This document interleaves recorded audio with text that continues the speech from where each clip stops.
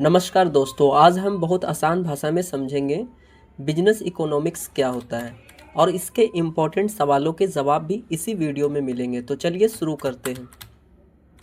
तो सबसे पहले आते हैं हम पार्ट 1 में, व्यवसाय अर्थशास्त्र का मतलब क्या होता है। तो सबसे पहले सवाल आता है, ये बिजनेस इकोनॉमिक्स की परिभाषा क्या है। इसका आसान जवाब, जब किसी व्यवसायी के पास समय और संसाधन कम हो तो वह इनका सबसे अच्छा उपयोग कैसे करे ताकि ज़्यादा मुनाफा कमा सके। यही सिखाता है बिजनेस इकोनॉमिक्स। ये हमें बताता है कौन सी चीज़ बनानी है, कितनी बनानी है और किस दाम पर बेचनी है। यानी यह विषय व्यापार को सही रास्ता दिखाता है। अब आते हैं हम लोग पार्ट 2 की तरफ। 3 मुख्य आर्थिक समस्याएं क्या होती हैं, अर्थशास्त्र की मूल समस्याएं क्या होती हैं। तो इसका सरल जवाब दिया जाए तो हर देश और हर बिजनेस को 3 फैसले सबसे पहले लेने पड़ते हैं। अब कौन कौन से फैसले, अब एक बेसिक एग्जांपल से भी समझाऊं आप लोगों को। तो अगर कोई बिजनेस स्टार्ट करना चाहते हो आप, तो 3 समस्याएं आएगी। क्या क्या आएगी, सबसे पहले क्या सोचोगे बेटा, क्या उत्पादन करें, यानी कि कौन सी चीज़ बनानी है। यानी क्या बनानी है, मान लेते हैं हम बिस्किट बनानी है, मोबाइल बनानी है, कपड़ा बनाना है, दवाई बनाना है। तो सबसे पहले क्या डिसीजन हम लेंगे, क्या उत्पादन करें। फिर उसके बाद आता है कि कैसे उत्पादन करें, यानी सोच तो लिया हमने, अब इसको कैसे बनाएंगे। तो बनाने में क्या हम लोग यूज़ करेंगे, सबसे पहले क्या कहा, सस्ता तरीका। यानी कि सबसे सस्ता देखेंगे कि कैसे बनेगा ये चीज़। अगर बिस्कुट ही ले लिए तो सबसे सस्ते तरीके से कैसे बनेगा, तभी तो मुनाफा ज़्यादा कमा पाओगे। यानी कि सस्ता तरीका कौन सा है, सस्ता तरीका कौन सा है, मशीन से बनाएंगे या मजदूर रखेंगे उसके लिए।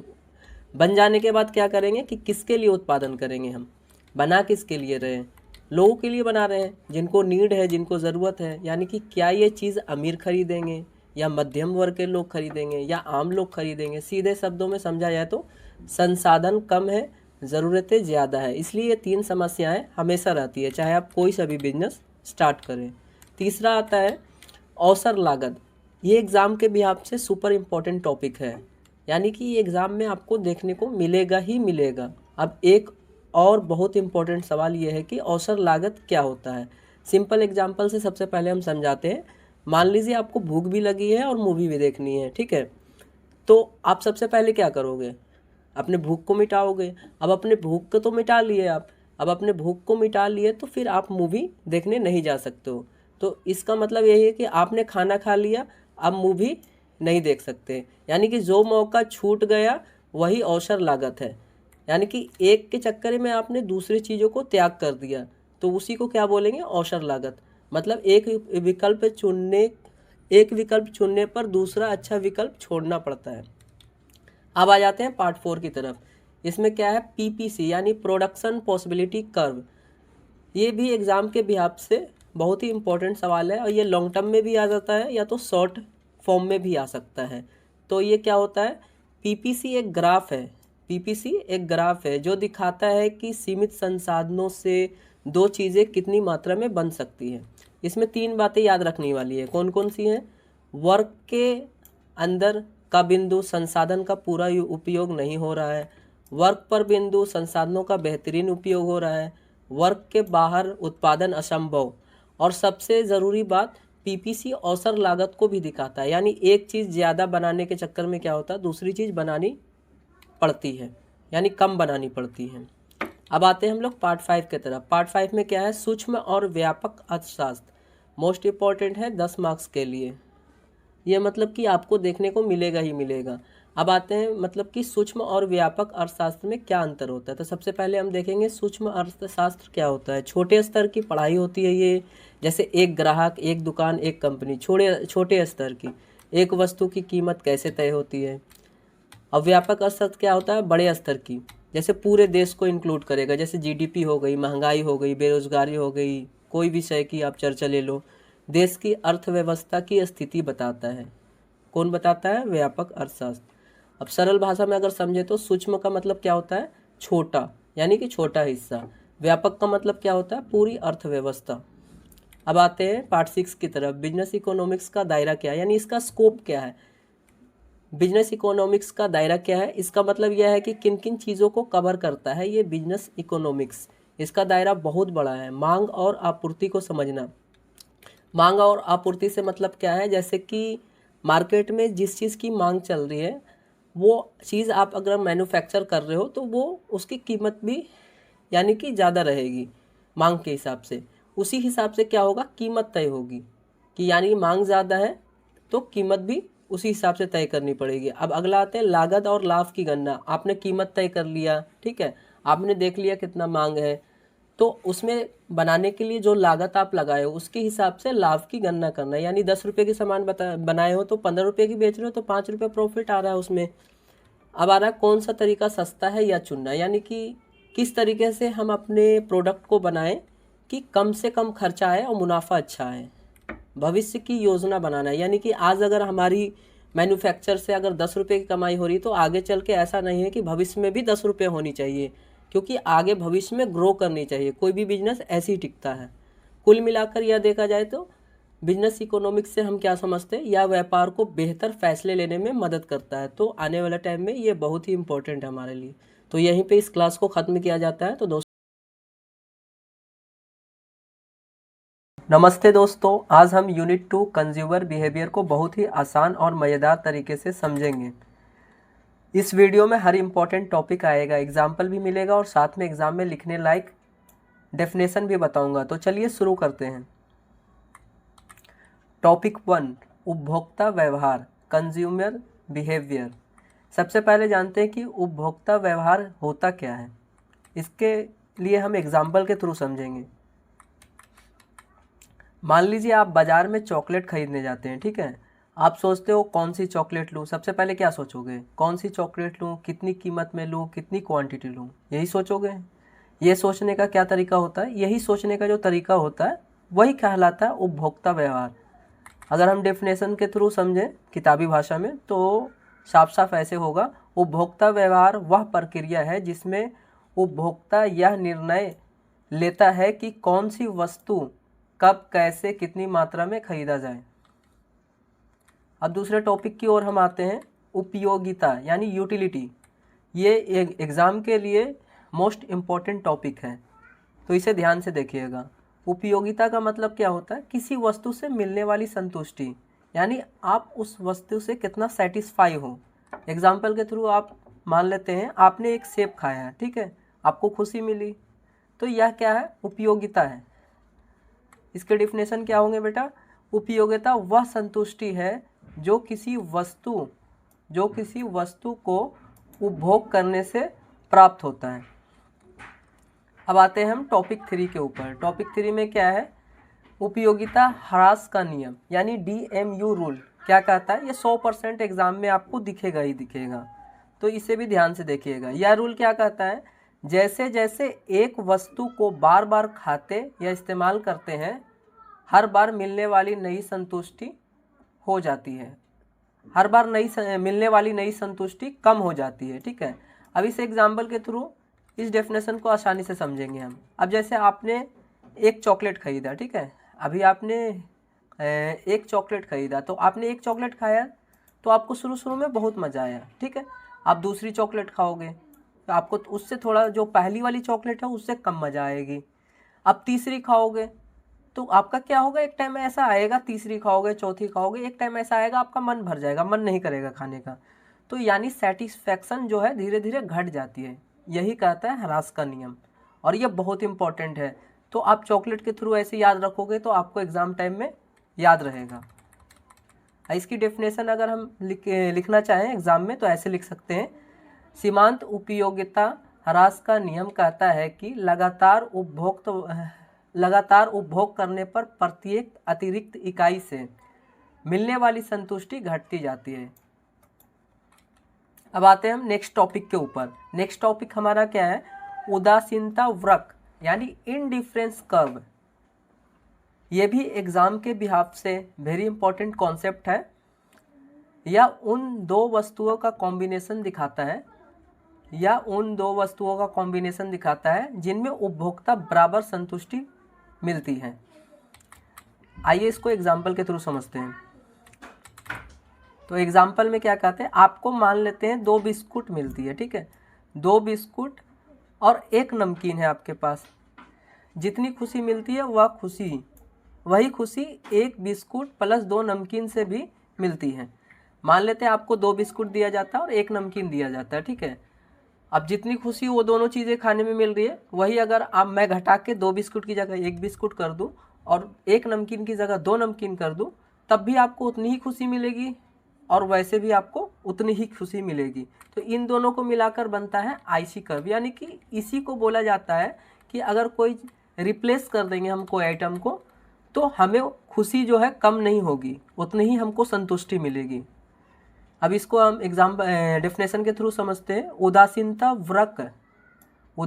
वृक्क वह वर्क है जो दो वस्तुओं के उन संयोजनों को दर्शाता है जिनसे उपभोक्ता को समान संतुष्टि मिलती है। अब आते हैं हम अपने नेक्स्ट टॉपिक की ओर। नेक्स्ट टॉपिक है बजट रेखा। यह भी एग्जाम के नज़रिए से वेरी इंपॉर्टेंट टॉपिक है। यह दिखाती है कि उपभोक्ता अपने पैसे में 2 चीज़ें कितनी खरीद सकता है। मान लेते हैं, एग्जाम्पल के थ्रू हम समझते हैं इसको। मान लेते हैं आपके पास 20 रुपये हैं, ठीक है। आपके पास 20 रुपये हैं, आपको क्या चिप्स और जूस खरीदना चाहते हो आप, ठीक है। अब 20 रुपये में कितने कॉम्बिनेशन बन सकते हैं, यही आपकी बजट लाइन है। अब मैं 3 बच्चे से अगर पूछता हूँ कि 20 रुपये में आपको चिप्स और जूस खरीदने, ठीक है, और 5 रुपये की एक जूस मिलती हो और 5 रुपये की एक बिस्कुट मिलती हो, ठीक है, तो कोई बच्चा बोलेगा मैं 3 जूस खरीदूंगा, कोई बोलेगा मैं 1 बिस्कुट खरीदूंगा, कोई बोलेगा 2 बिस्कुट 2 चिप्स खरीदूंगा। तो सबका जो है कॉम्बिनेशन अलग अलग होता है, वो अपनी संतुष्टि के हिसाब से बोलेंगे। तो वही आप अपना पॉकेट में पैसे देख के ही बजट बनाओगे, तो उसी को क्या बोलेंगे बेटा, बजट। तो इसकी डेफिनेशन अगर हम देखें, बजट रेखा वह रेखा है जो उपभोक्ता की आय का मतलब होता है जो हमारे पास पैसे हैं, आय के अनुसार 2 वस्तुओं के संभव संयोजनों को दिखाती है। यानी अपने, जैसे कि आपके पापा घर में काम करते होंगे तो सैलरी मिलती होगी, तो उस सैलरी से जितनी सैलरी आती होगी उसी हिसाब से महीने का राशन लाते होंगे, ठीक है। तो उसी को दर्शाया जा रहा है कि आपके पास जितना पैसा है उसी के हिसाब से आप कॉम्बिनेशन बनाओगे, उसी को क्या बोलेंगे, बजट बोलेंगे।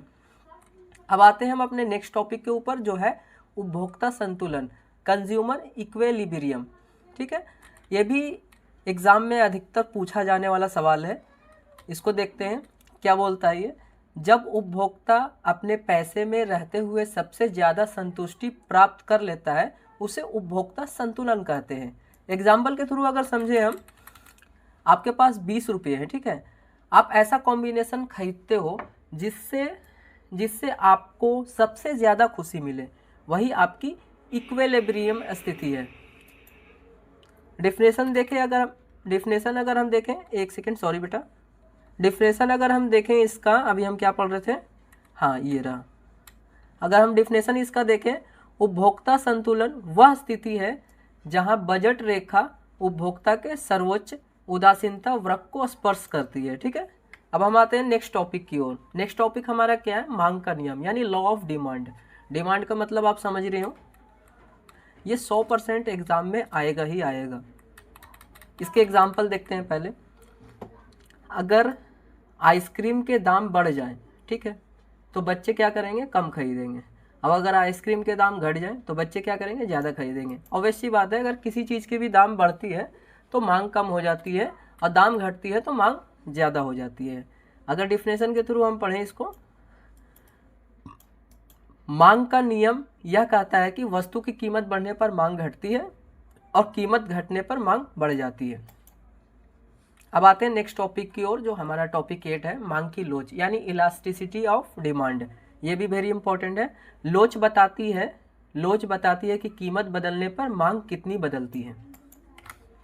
एग्जाम्पल के थ्रू अगर हम समझें तो मान लेते हैं फ्रेंच फ्राइज के दाम बढ़ें तो बच्चे क्या करेंगे, कम खरीदेंगे अगर दाम बढ़ गए तो। इसमें क्या है, लोच ज़्यादा आ गया, यानी लचीलापन ज़्यादा हो गया दाम में। और नमक के दाम बढ़े, लोग फिर भी खरीदेंगे क्योंकि लोच कम है। क्यों है, क्योंकि इसकी जो है नमक खरीदने की जो है, फ्रेंच फ्राइज अगर एक टाइम पे हम ना भी खरीदें तो ज़रूरी वाली चीज़ें नहीं है, लेकिन नमक एक ऐसी नीड है जो ज़रूरी है, ये खरीदेंगे ही खरीदेंगे।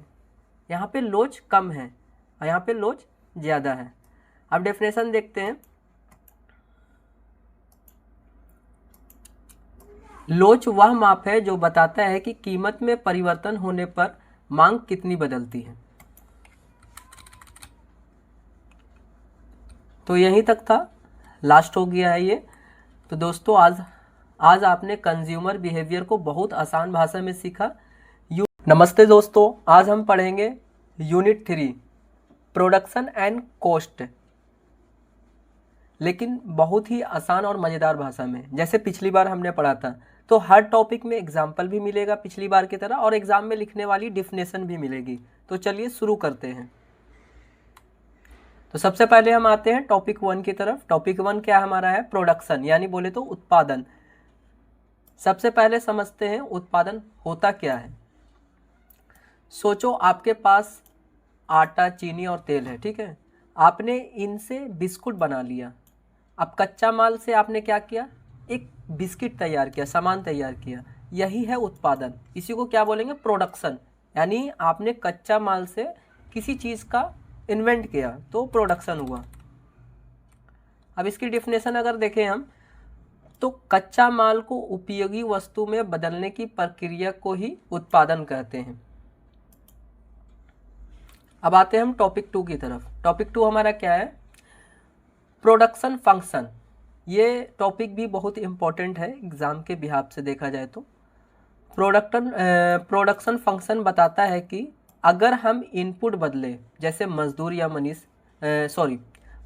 या मशीन, तो आउटपुट कितना बदलेगा।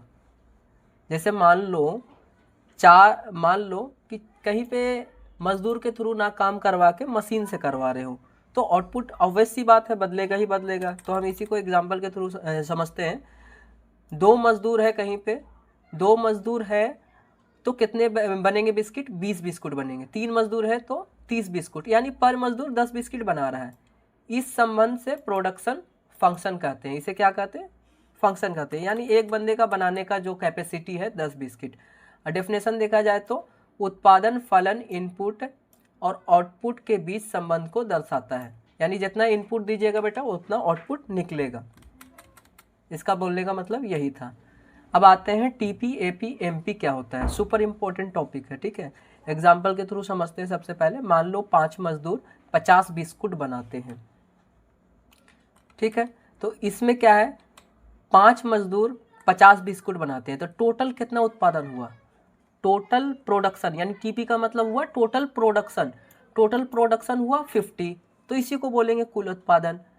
एपी का मतलब हुआ प्रति मजदूर उत्पादन, यानी एक मजदूर कितना बिस्किट बना रहा है। 5 है तो 50 बना, तो एक मजदूर 10 बना रहा है, तो इसी को बोलेंगे एपी। अगर एक मजदूर और जोड़ दिया जाए तो 12 बिस्कुट एक्स्ट्रा बनेंगे, ठीक है।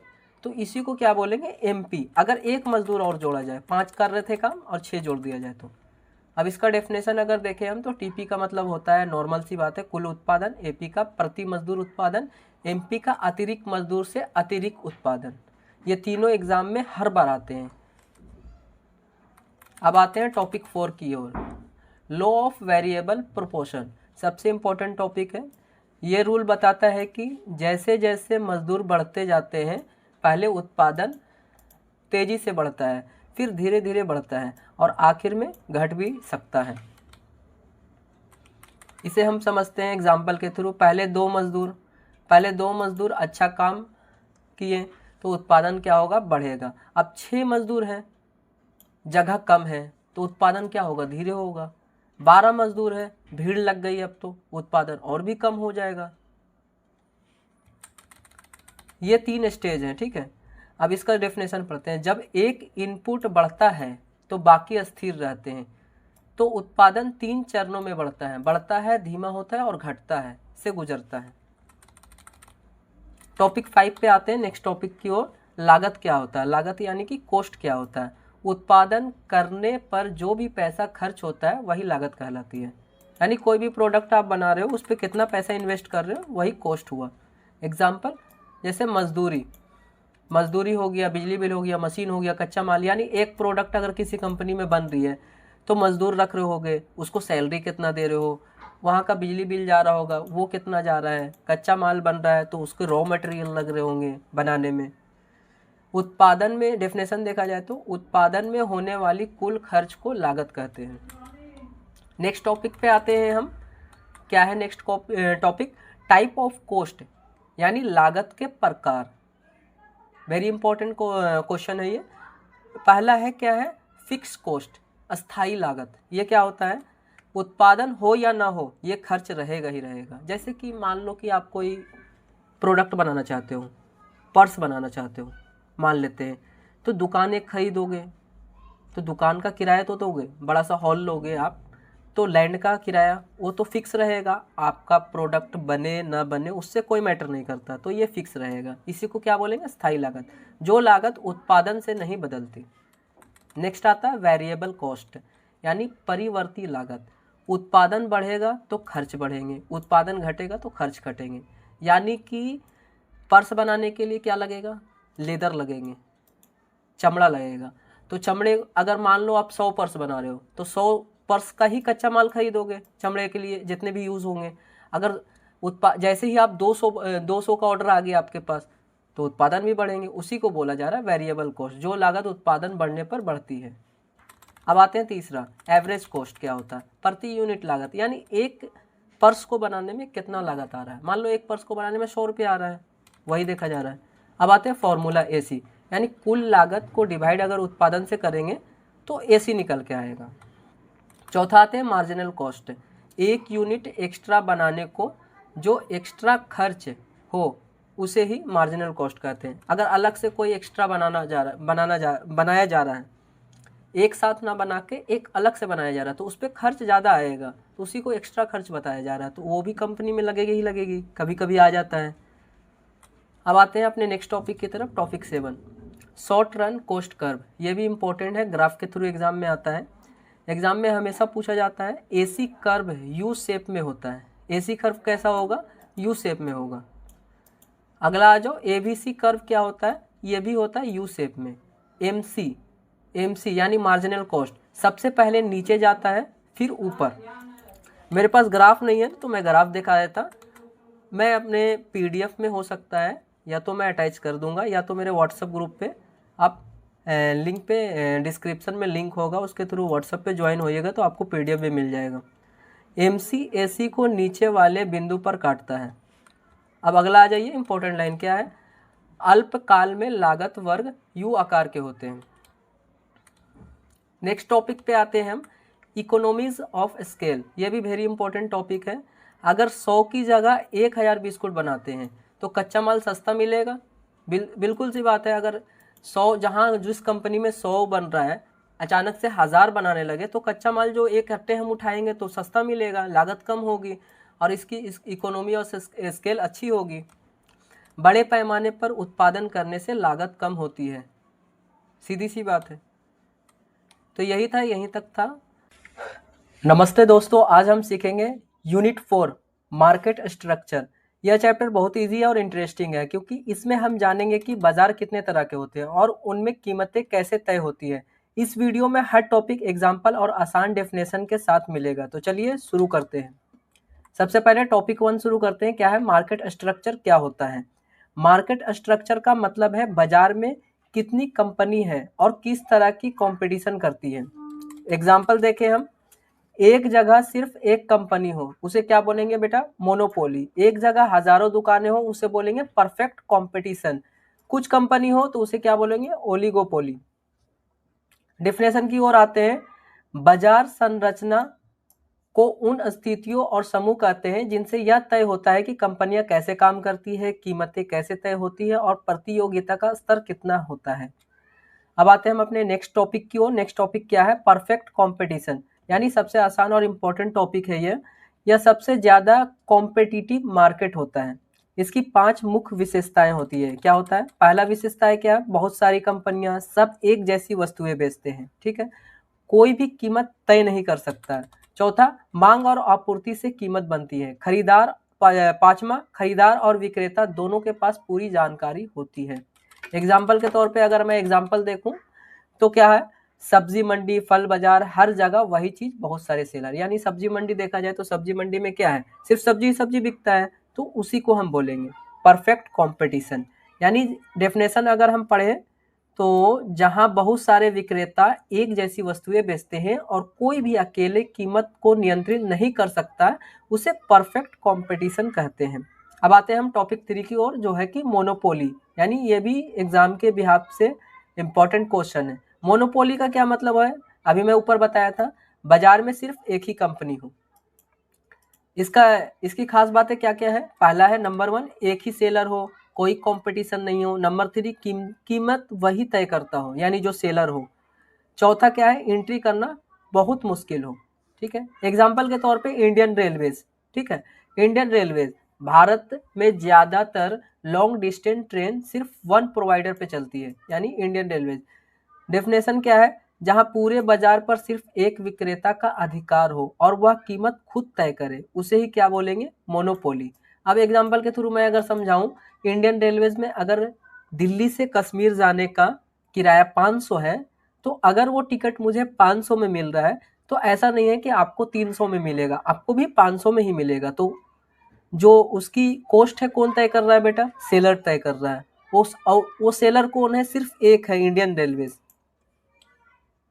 अब टॉपिक 4 की ओर आते हैं। टॉपिक 4 क्या है? मोनोपोलिस्टिक्स कंपटीशन। ये भी एग्जाम के लिए मोस्ट इंपॉर्टेंट टॉपिक है। यह मार्केट ना परफेक्ट है और ना मोनोपोली है, जो हमने अभी ऊपर दोनों पढ़े, दोनों के बीच की है। इसमें कई कंपनियां होती हैं। दूसरी क्या खास बात है? लेकिन सब अलग अलग तरह का प्रोडक्ट बेचते हैं। तीसरी क्या खास बात है?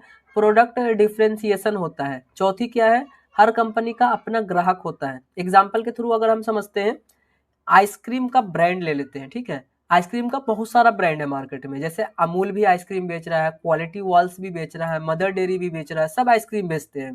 बट सबका टेस्ट, पैकेजिंग, नाम सब अलग अलग होता है। उसी को क्या हम बोलेंगे? Monopolistic competition. यानी सामान तो एक बेच रहे हैं, बट क्या है, अमूल का आइसक्रीम आप अगर खरीदोगे, अगर अमूल का कुल्फी खरीदोगे आप, कुल्फी एक आइसक्रीम है, तो उसकी प्राइस अलग रखेगा, पैकेजिंग अलग रखेगा। क्वालिटी वॉल्स की कुल्फी खरीदोगे, उसकी प्राइस क्वालिटी अलग होगी। मदर डेयरी की खरीदोगे तो उसकी प्राइस और क्वालिटी अलग होगी। तो बोलने का मतलब यही है, इसी को क्या बोलेंगे? Monopolistic competition. अब चलिए हम डिफिनेशन पढ़ते हैं। जहां कई कंपनियां सामान पर थोड़ी अलग अलग वस्तुएं बेचती है और हर कंपनी अपने प्रोडक्ट को अलग साबित करती है, उसे मोनोपोलिस्टिक कंपटीशन कहते हैं। अब चलिए हम चलते हैं नेक्स्ट टॉपिक की ओर। नेक्स्ट टॉपिक क्या है? ओलिगोपोली। ये भी वेरी वेरी इंपॉर्टेंट है। ओलिगोपोली बाजार में बहुत कम बड़ी कंपनियां होती है। पहला नंबर 1, कुछ बड़ी कंपनियां। नंबर 2, एक कंपनी को फैसला बाकी कंपनियों को प्रभावित करता है, इसमें प्राइस वार हो सकता है। चौथा, अक्सर कंपनियां मिलकर काम करती है। एग्जाम्पल के थ्रू समझते हैं। इंडियन टेलीकॉम मार्केट, जैसे कि जियो हो गया, एयरटेल हो गया, वोडाफोन हो गया, ये 3 कंपनियां और पूरा बाजार इनसे चलता है। जैसे अब देखा जाए डेफिनेशन, जहां बहुत कंपनियां पूरे बाजार को नियंत्रित करती है और एक कंपनी प्राइसिंग से बाकी कंपनी को प्रभावित होती है, उसे ओलिगोपोली कहते हैं। जैसे मान लो जियो का रिचार्ज सस्ता है, एयरटेल का थोड़ा महंगा है, तो जियो के पास नेटवर्क क्या है? ज़्यादा है, और एयरटेल के पास क्या है? कस्टमर कम है। तो क्या प्राइस से थोड़ा सा क्या हो रहा है? प्रभावित हो रहा है एक दूसरे का कंपनी। नेक्स्ट टॉपिक की ओर अपने आते हैं हम। क्या है? डुओपोली। डुओपोली यानी नाम से ही तुम लोगों को पता लग रहा होगा, डुओ, डुओ यानी कि दो। अब दो कंपनी मार्केट को कंट्रोल करती है, उसी को क्या बोलते हैं? डुओपोली। एग्जांपल के अगर नजरिए से हम देखा जाए तो, अब दो कोका कोला के दो ब्रांड है। कोका कोला एक वो है, ड्रिंक है। कोका कोला के दो ब्रांड है, एक कोक भी बनाता है, एक पेप्सी भी बनाता है। ठीक है, दोनों किसी छोटे शहर में, जहां सिर्फ दो कंपनी को पूरे बाजार पर हावी हो, उसी को डुओपोली कहलाता है। जैसे कोको कोला कोक भी बना रहा है, पेप्सी वाले भी बना रहे हैं, मार्केट में बेच रहे हैं, तो दोनों का कंपटीशन सेम है। तो इस वजह से इसी को ही बोलेंगे डुओपोली, इस बिजनेस को। नेक्स्ट टॉपिक की ओर आते हैं अपना, प्राइस डिटर्मिनेशन। ये भी इंपॉर्टेंट टॉपिक है एग्जाम के नज़रिए से। हर मार्केट में कीमत अलग अलग तरह से तय होती है। नेक्स्ट क्या है? पहला क्या? Perfect competition. ये उसी का वो है, इसमें पूरा आ जाएगा, इसी का वो है जो हमने ऊपर सारा पढ़ा, फिर भी मैं बता देता हूँ। परफेक्ट कंपटीशन, इसका ऊपर हमने क्या पढ़ा था? मांग और आपूर्ति कीमत तय करते हैं, कोई सेलर कीमत नहीं बदल सकता है। यानी कि सब्जी मंडी में क्या है कि ज़रूरी नहीं है कि सब्जी मंडी में अगर कोई गोभी 20 रुपये किलो बेच रहा है तो दूसरा बंदा 30 नहीं बेच सकता, दूसरा बंदा 30 बेच रहा है, सबका सेलर अलग अलग है, वो अपनी अपनी कीमत बदल सकते हैं, वही बोला जा रहा है। अब मोनोपोली पे आते हैं।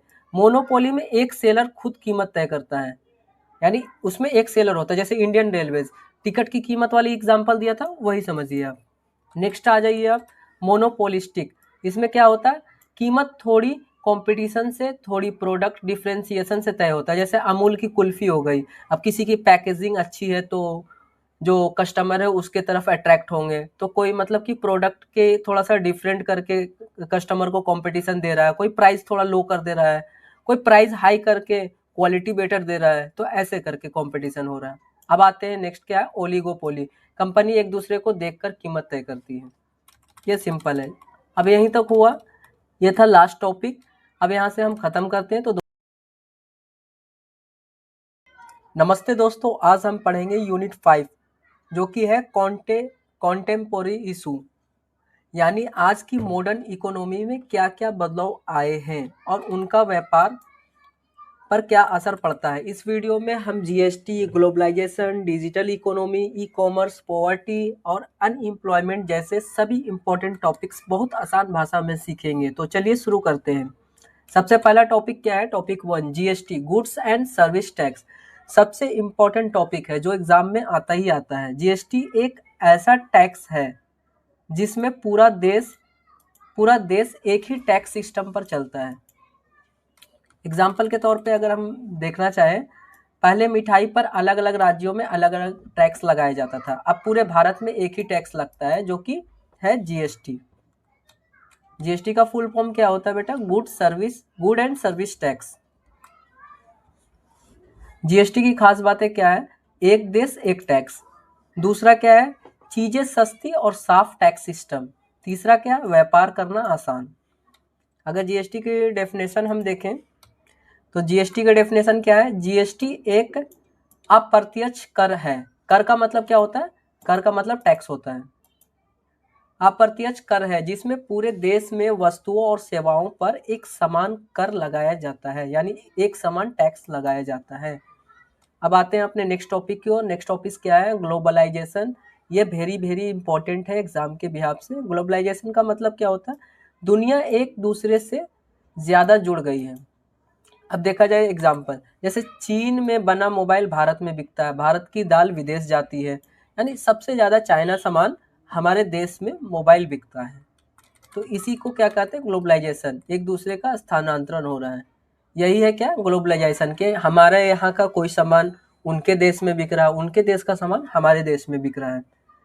फायदे क्या क्या है, नई तकनीक आती है दूसरे देशों से, दुनिया भर से चीज़ें मिलती है, इससे क्या होता है, रोजगार में भी बढ़ोतरी होती है। अब इसके नुकसान सुन लीजिए, नुकसान क्या क्या होते हैं। स्थानीय उद्योगों पर दबाव पड़ता है, यानी मान लीजिए दूसरे देशों से मोबाइल आ रहा है तो उनकी बिक्री हमारे देश में जो बन रही है वो कम सेल हो रही है, विदेशी कंपनियां ज़्यादा कंपटीशन लाती हैं। अगर इसकी डेफिनेशन देखा जाए बेटा, तो जब दुनिया के देश आपस में व्यापार, तकनीक और संस्कृति के माध्यम से जुड़ जाते हैं, उसे ही क्या कहते हैं, वैश्वीकरण। अब वैश्वीकरण क्या होता है, वैश्वीकरण वही ग्लोबलाइजेशन जो हम बताए, इसे हिंदी में बोलते हैं। अब नेक्स्ट आते हैं, नेक्स्ट टॉपिक हमारा क्या है, एक सेकेंड, हाँ यहीं थे हम। नेक्स्ट टॉपिक हमारा क्या है, डिजिटल इकोनॉमी। ये भी एग्जाम के बिहाफ से सुपर इंपॉर्टेंट टॉपिक है। डिजिटल इकोनॉमी का मतलब क्या होता है, मोबाइल इंटरनेट ऐप की मदद से पैसा खर्च करना, कमाना और लेन देन करना। जैसे आजकल तो गूगल पे, यूपीआई, बहुत सारी चीज़ें आ गई है, पेटीएम हो गया, डिजिटल इकोनॉमी का एक हिस्सा बन गया है लॉकडाउन के बाद। अब इसके फायदे सबसे पहले देखते हैं, क्या क्या फ़ायदा हुआ इनके आने से। पैसा तुरंत ट्रांसफ़र हो जाता है, कैश की ज़रूरत कम पड़ती है, रिकॉर्ड भी सुरक्षित रहता है। अगर आपने किसी को भेज दिया तो रिकॉर्ड रहेगा आपको कि आपने पैसा दिया है। अब इसके डेफिनेशन देखें, वह अर्थव्यवस्था जो डिजिटल तकनीक, इंटरनेट और ऑनलाइन लेन देन पर आधारित हो उसे डिजिटल अर्थव्यवस्था कहते हैं। अब आते हैं अपने नेक्स्ट टॉपिक की ओर, जो टॉपिक 4 है, ई कॉमर्स। ई कॉमर्स क्या होता है, आज के डेट में ई कॉमर्स बहुत तेज़ी से ग्रो हो रहा है, आने वाला समय में और तेज़ी से ग्रो होगा। ई कॉमर्स का मतलब क्या होता है, ऑनलाइन सामान खरीदना और बेचना, ये बहुत ज़्यादा हो गया है। अगर आप लोगों को भी समझ आ रहा होगा ई कॉमर्स क्या होता है। अगर नहीं समझ आ रहा है तो मैं समझा रहा हूँ। जैसे आपने सुना होगा अमेजोन, फ्लिपकार्ट, मीशो, जोमेटो, ये सब ई कॉमर्स बिजनेस है। ई कॉमर्स का मतलब ये ऑनलाइन सामान बेचते हैं, ऑफलाइन नहीं बेचते हैं। इनके कहीं पे भी आपने ऑफलाइन शॉप नहीं देखा होगा। अब इससे फ़ायदा क्या होता है, कस्टमर को घर बैठे चीज़ें मिल जाती है, कीमतों की तुलना आसान हो जाती है, व्यापारी को बड़ा बाजार मिलता है। अब तो क्या हो रहा है, अब जैसे कि ये सब चीज़ें आ गई है, ब्लिंकिट हो गया, बिग बास्केट हो गया, ये सब तो 10 मिनट में डिलीवरी दे रहे हैं। यानी कस्टमर को क्या हो रहा है कि 10 मिनट में सामान मिल जा रही है। तो ई कॉमर्स बहुत तेज़ी से बढ़ रहा है। इसके डिफिनेशन अगर मैं बताना चाहूँ, इंटरनेट के माध्यम से वस्तुओं और सेवाओं की खरीद बिक्री को ही ई कॉमर्स कहते हैं। नेक्स्ट टॉपिक आता है बेटा पोवर्टी। पोवर्टी यानी कि गरीबी। गरीबी का मतलब क्या है? गरीबी का मतलब है व्यक्ति अपनी बुनियादी ज़रूरतें, बुनियादी ज़रूरत क्या क्या होता है? घर, कपड़ा, मकान, हमने सुने ही कहावत। जैसे खाना, कपड़ा, घर ठीक से पूरा ना कर पाए उसी को क्या बोलते हैं कि वो गरीबी रेखा से नीचे हैं। अब इसके एग्जाम्पल अगर हम देखें, अगर किसी परिवार की आमदनी इतनी कम है कि वह 2 समय का खाना भी मुश्किल से जुटा पा रहा है, तो वह गरीब का शिकार है। जैसे कि आपने देखा होगा झुग्गी में रहने वाले लोग, मतलब कि वो लोग 2 टाइम का खाना भी जुटा नहीं पाते ठीक से, तो क्या है, वो गरीबी रेखा से नीचे हैं। जब व्यक्ति अपनी मूलभूत आवश्यकताओं को पूरा करने में असमर्थ हो, उसे गरीबी कहते हैं। अब आते हैं टॉपिक 6 के ऊपर, क्या है? बेरोजगारी। जब योग्य और काम करने के इच्छुक लोग काम ना कर पा सके, वही बेरोजगारी है। यानी कि बहुत सारे हमारे देश में आपने सुना होगा कि मतलब कि बहुत ही वैकेंसी नहीं आ रही है, तो वो क्या है, पढ़ रहे हैं, बैठे हुए हैं, तो वो क्या है, बेरोजगार हैं एक तरीके से। एग्जाम्पल अगर मैं समझाऊं बेटा, कई बार पढ़ाई पूरी होने के बाद भी नौकरी नहीं मिलती है, यही क्या होता है, बेरोजगारी होता है। बेरोजगारी के प्रकार होते हैं, कितने प्रकार होते हैं? एक होता है खुली बेरोजगारी। खुली बेरोजगारी यानी बिल्कुल काम नहीं है, ठीक है। दूसरा क्या है? आवरणीय, एक सेकेंड, हाँ, दूसरा क्या है बेटा? आवरणीय बेरोजगारी, आवश्यकता से ज्यादा मजदूर। अब तीसरा क्या है? मौसमी बेरोजगारी, मौसम के आधार पर काम। ये सब आपने पढ़ा भी होगा पहले भी। मौसमी बेरोजगारी क्या है? जैसे सीजन के हिसाब से, कोई कोई सीजन में काम चल रहा है या कोई सीजन में नहीं चल रहा है। शिक्षित बेरोजगारी यानी पढ़े लिखे लोगों को काम नहीं मिल रहा आज की डेट में। इसका डेफिनेशन अगर मैं पढ़ूं, जब काम करने की क्षमता और इच्छा होने के बावजूद व्यक्ति को काम ना मिले, उसे ही बेरोजगारी कहते हैं। अब आते हैं हम अपने नेक्स्ट टॉपिक की ओर। नेक्स्ट टॉपिक क्या है? डेमोनेस्टिएशन। ऑप्शनल है बट इम्पोर्टेंट है, यानी कभी कभी आ जाता है। देशन में पुराने नोट बंद कर नए नोट चलाना। एग्जाम्पल क्या है? देशन नहीं बेटा, सॉरी, गलती से लिखा गया होगा पीडीएफ में, इसे बोलेंगे देश। देश में पुराने नोट बंद कर नए नोट चलाना। एग्जाम्पल मैं देखूं, 2016 में आपको भी पता है 500 हजार के पुराने नोट बंद किए गए थे। कारण क्या क्या था बंद करने का? काला धन रोकना, डिजिटल पेमेंट को बढ़ावा देना। इसके डेफिनेशन पढ़ते हैं। जब सरकार पुराने नोट को अमान्य घोषित कर नए नोट लागू करती है, उसे ही नोटबंदी कहते हैं। तो यहीं तक था यूनिट 5, ये हमारी लास्ट थी यूनिट। तो दोस्तों आज हमने यूनिट 5 पढ़ा, इसको बहुत ही सरल भाषा से हमने समझा। जैसे सारे इंपॉर्टेंट टॉपिक्स को कवर कर लिए।